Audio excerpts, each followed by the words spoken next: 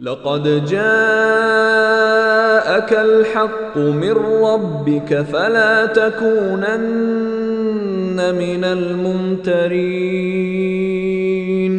ولا تكونن من الذين كذبوا بآيات الله فتكون من الخاسرين.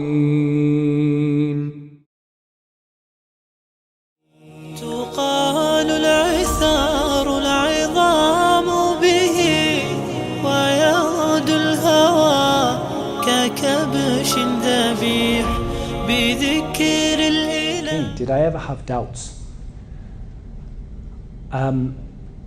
I don't think that I ever had a doubt about Islam as a whole. I definitely had areas that I wanted to question, and I think that we need to separate the two.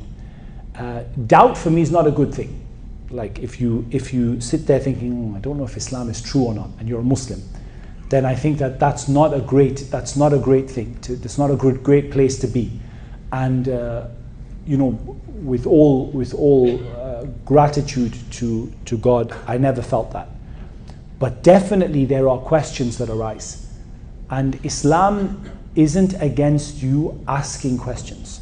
So for example, you might say, look, I'm Muslim and I believe in Islam, but this area here, I'm not, I've been hearing people say this. It may be what that you've been hearing is not even true. I mean, there are so many things that Muslims tell you about Islam that are not true. Like I got told about the two witnesses. That's a little thing, but reality, like there are lots of big things Muslims tell you that aren't true.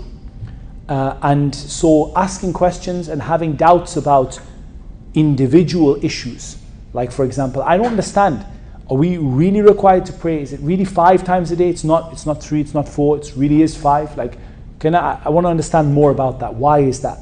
That's okay to ask that question after you've become a Muslim. You're not doubting Islam, you just want to understand more about the context or more about whether it's allowed or not.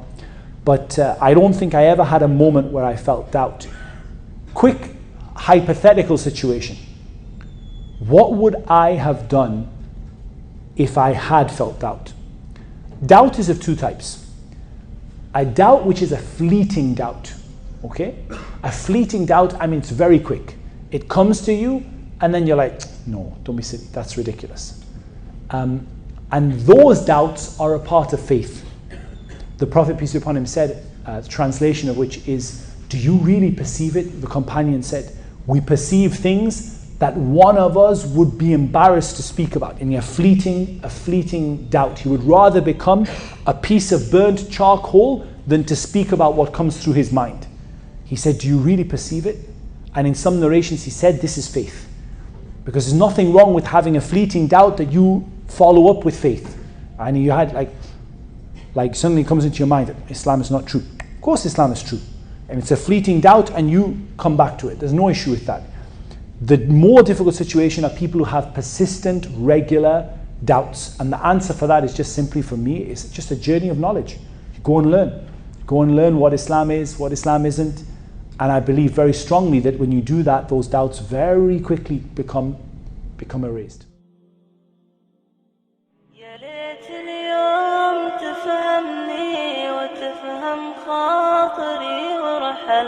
تكلم والشجرة مني سيف الهم تراه استل